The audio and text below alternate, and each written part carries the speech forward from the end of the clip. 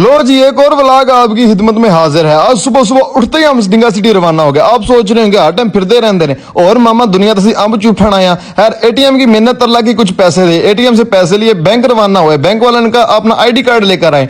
ID card उनको दिया। भाईजान अपना काम कवर आप कर रहे हैं। जैसे हम लोग बैंक से फ्री हुए और जैसे बैंक से बाहर निकले तो याद आया यहाँ से आलू वाले नान लेने हैं और एक बुक लेनी है। ये सारी चीजें लेने के बाद बाइक दौड़ाया और सीधा वापस आ रहे।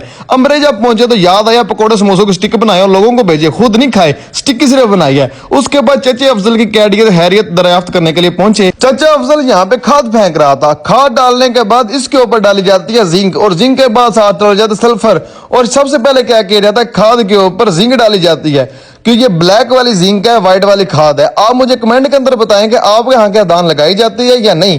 अब ये देखिए, इसके ऊपर डाली जाती है सल्फर और फिर क्या किया जाता है, इसको मिक्सअप किया जाता है। ये मिक्स अचार बन के नेशनल वालों का, शान बिरयानी मसाले वालों